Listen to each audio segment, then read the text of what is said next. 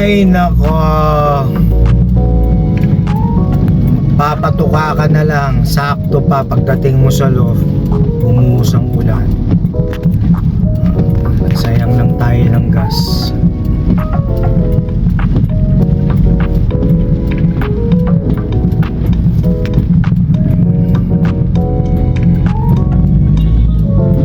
Tapos pagdating ng bahay, wala nang ulan. Reset.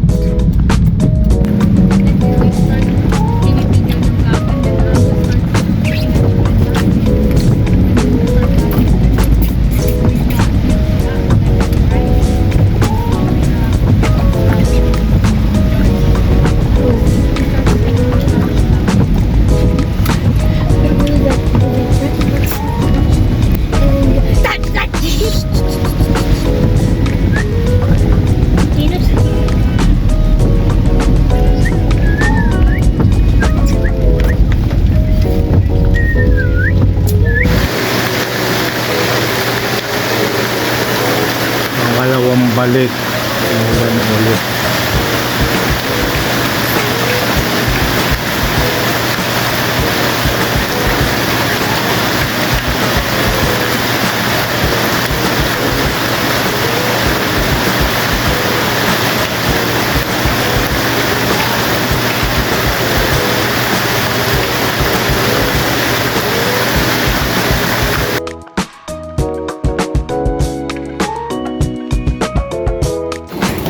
Okay mga ka-SF, mga ka-ibon, so lots 2 times na tayong bumalik ng loft.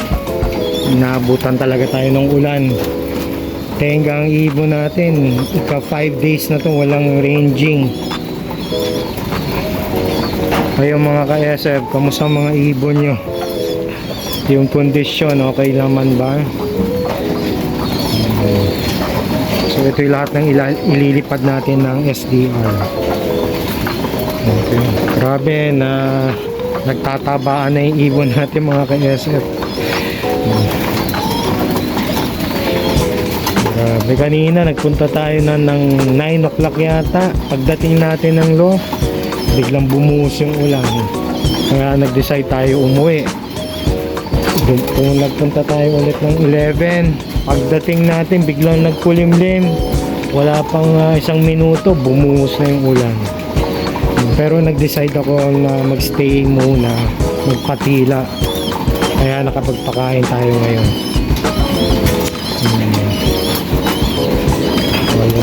Walang lipad ang ibon natin mga ka-SF, pahinga muna, sobrang pahinga, nananaba na sila.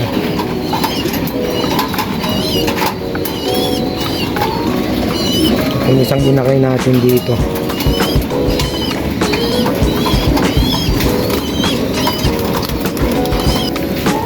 Okay, everyday tayo magpapalit ng tubig pag tag-ulan para malinis, healthy ang ibon natin mga ka-SF.